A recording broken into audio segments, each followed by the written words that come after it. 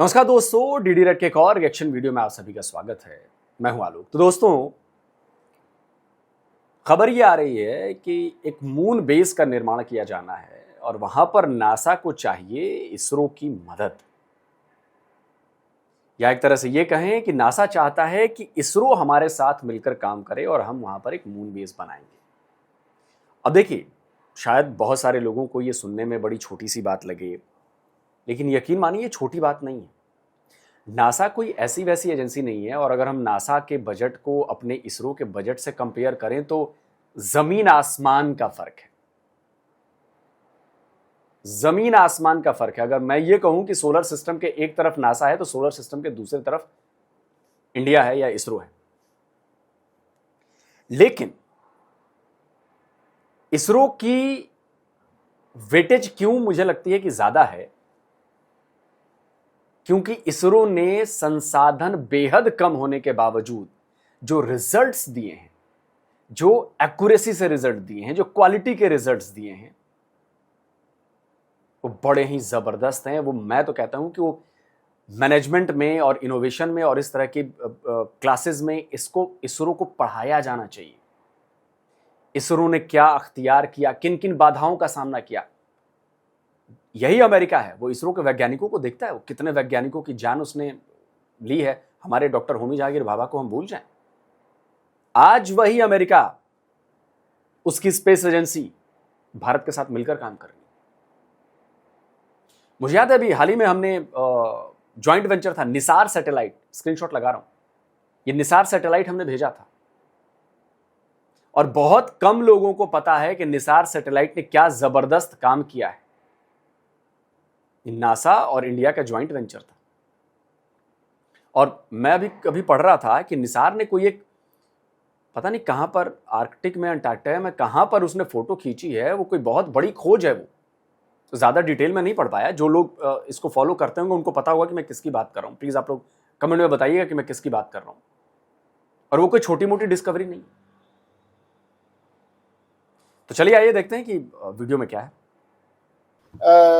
ऐसे देश हैं या ऐसी ह्यूमन कम्युनिटी हैं जो स्पेस एंड टेक्नोलॉजी को समझने में सक्षम है।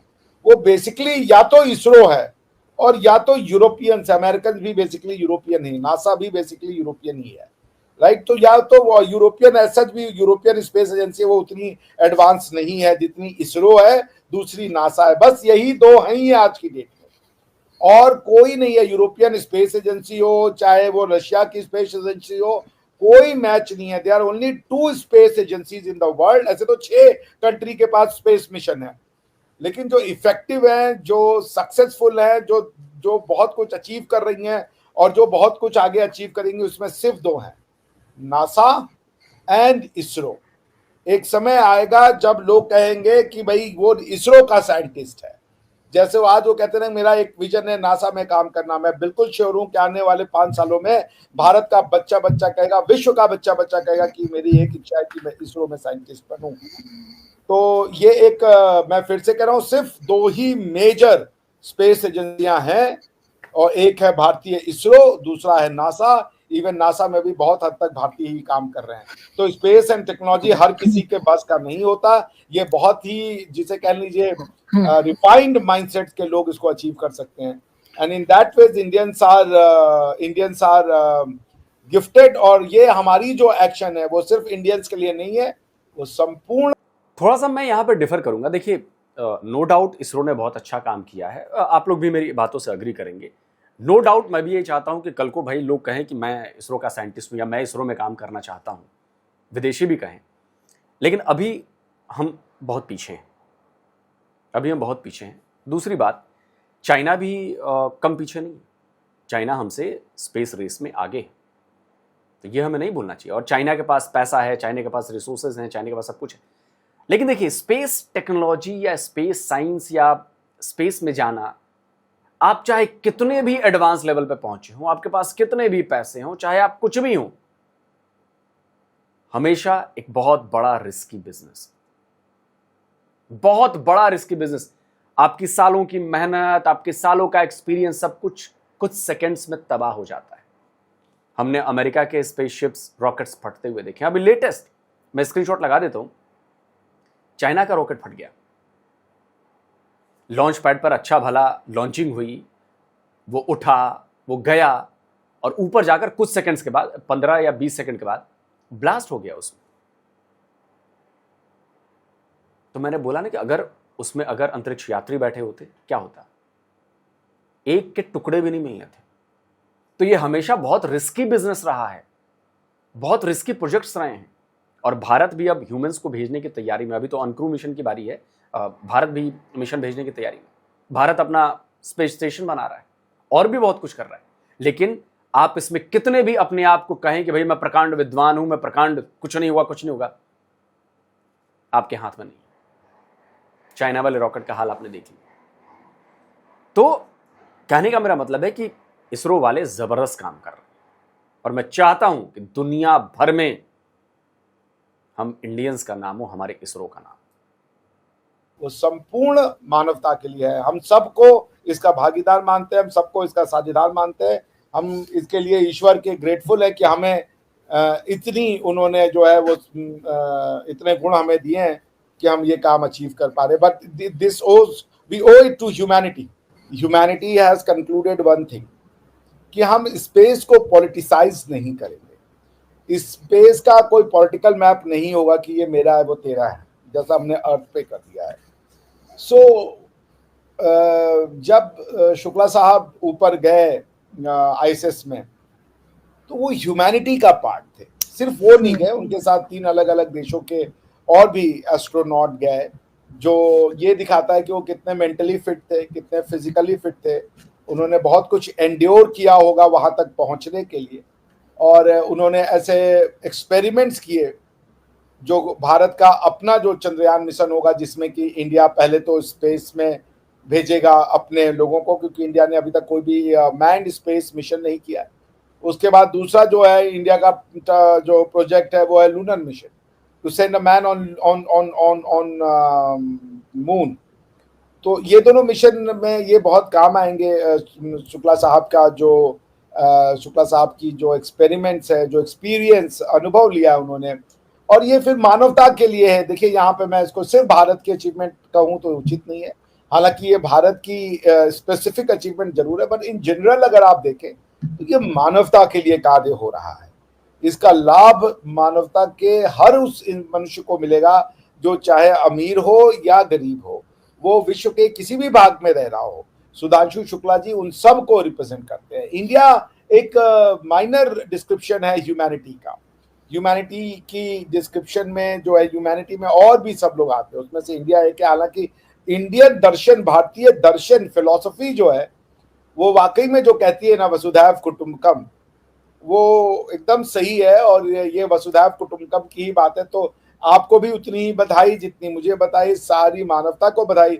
और हम तो कहते ही हैं कि जो सैफरन है, जो भगवा है, वो तो बात ही ह्यूमैनिटी की करता है, मानवता की करता है। तो इट्स अ वेलकम, समझिए, it's a great thing to have him back on earth. I am sure कि उनके जो एक्सपेरिमेंट्स है वो इंडिया के स्पेस मिशन को, मैन्ड स्पेस मिशन को प्लस मैन्ड लूनर मिशन में बहुत सक्सेस प्रोवाइड करेगा उनका experience. So I am looking forward to it. कि चलिए दोस्तों, वीडियो खत्म करते हैं। और देखिए, ह्यूमैनिटी का एंगल तो है, लेकिन इससे भी बड़ा एंगल है। हमारे प्लेनेट के संसाधन खत्म हो रहे हैं, इसको आप लोग मानते हैं? आगे ग्रो करने के लिए हमें मिनरल्स की जरूरत है, ये आप लोग मानते हैं? रेयर अर्थ मिनरल्स की कितनी जरूरत है ये आप लोग समझते हैं? समझते हैं ना, नई टेक्नोलॉजी में, सारी चीजों में रेयर अर्थ की कितनी जरूरत है। तो नया रेयर अर्थ मिनरल्स आज की बात नहीं हो रही है। देखिए, ये फ्यूचर प्लानिंग है। आज से 100 साल बाद, 200 साल बाद क्या करेगा इंसान? देखिए, चांद भी उन्हीं तत्वों से बना है जिससे धरती बनी। आसपास के प्लैनेट्स भी बहुत सारे ऐसे हैं जो उन्हीं तत्वों से बने हैं। हम वो एक्सप्लोर कर रहे हैं, और उसमें आपका हिस्सा कब आएगा? आपको कब समझा जाएगा कि नहीं आप भी उसमें हिस्सेदार हैं? जब आप इस एक्सप्लोरेशन में शामिल होंगे। इंडिया इस एक्सप्लोरेशन में शामिल है, हमारी डायरेक्ट हिस्सेदारी होगी इसमें, चाहे मून पे हो, चाहे पूरे सोलर सिस्टम में हो, चाहे कहीं भी हो, कुछ भी हो। डायरेक्ट हिस्सेदारी होगी और बिना हमारे काम नहीं चलेगा। अब देखिए, ये जो नासा का मून बेस्ड प्रोग्राम है, भारत क्यों इसका पार्ट बनना चाहता है या भारत इसका क्यों पार्ट बनेगा और नासा क्यों इसमें भारत को इनवाइट कर रहा है? क्योंकि जानता है नासा भी कि भारत अपनी जगह क्लेम करेगा, क्योंकि भारत भी चांद पर मौजूद है। भारत फर्स्ट मिशन में, भारत मार्स पर मौजूद है अपनी पहली कोशिश में। भारत हर जगह है। हो सकता है कई सारे मामलों में भारत पीछे हो, लेकिन इसमें पीछे नहीं है। इसमें वो अपनी मौजूदगी दर्ज करा चुका है और लगातार करा रहा है अपने मिशन से, अपने सक्सेसफुल मिशन से। तो ये जो मून बेस का प्रोग्राम है, ये बेसिकली बहुत जबरदस्त प्रोग्राम है और इसीलिए जो आर्टेमिस रिकॉर्ड्स हुए हैं उसमें भारत 27वां देश बना है जिसने इसको साइन किया है और ये पार्टनरशिप आगे बढ़ेगी और मुझे लगता है कि ये बहुत जरूरी है इस क्या कहें, भविष्य के लिए, हमारी आने वाली जनरेशन्स के लिए, ताकि कोई ये ना कह पाए कि हम पीछे रह गए, हमारा हिस्सा नहीं है वहां पर। और देखिए, स्पेस टेक्नोलॉजी का मतलब होता है सिर्फ रॉकेट और ये नहीं। स्पेस टेक्नोलॉजी बहुत कुछ हमारी रोजमर्रा की जिंदगी में भी काम करती है। अभी देखिए, नाविक हमारा जो फेल हो रहा था उसको दोबारा से करने की तैयारी हो गई है और बहुत सारे सैटेलाइट छोड़े जाने। नाविक क्या करता है? स्पेस टेक्नोलॉजी, लेकिन हमारे जीपीएस की मदद करेगा। रिमोट सेंसिंग सैटेलाइट्स हैं, हमारे जियो स्टेशनरी सैटेलाइट्स हैं, हमारे कम्युनिकेशन सैटेलाइट्स हैं, सब क्या कर रहे हैं? अर्थ ऑब्जर्वेटरी सैटेलाइट्स हैं, ये सब हमारे लिए काम कर रहे हैं। सारा ये स्पेस टेक्नोलॉजी। तो कल को बहुत सारी ऐसी स्पेस टेक्नोलॉजी है जो उनके एप्लीकेशन है जो हमारे रोजमर्रा की जिंदगी में यूज होने वाले हैं और इससे भारत के लोगों का फायदा होगा। आज हम पाकिस्तान की तरह किसी और से टेलीकम्युनिकेशन के लिए, सैटेलाइट के लिए हम डिपेंडेंट तो नहीं है। डीटीएच के लिए किसी और के सैटेलाइट पर तो नहीं है। चलो जीपीएस के लिए अभी हैं, बट हमारा वो भी हो जाएगा, सॉल्व हो जाएगा, सैटेलाइट्स भेज देंगे, हो जाएगा हमारा काम। रिमोट सेंसिंग के लिए तो हमारे पास है, वेदर के लिए हमारे पास है, लो अर्थ ऑर्बिट सैटेलाइट्स हमारे पास हैं, स्पेस स्टेशन हम बना रहे हैं, क्रूड मैन मिशन हम भेजने वाले हैं, बहुत कुछ करने वाले हैं। दोस्तों, आप क्या कहते हैं भारत की इसरो की इस उपलब्धि पर? कृपया अपनी राय दें। जल्द मिलता हूं एक और नए वीडियो के साथ। नमस्कार, जय हिंद।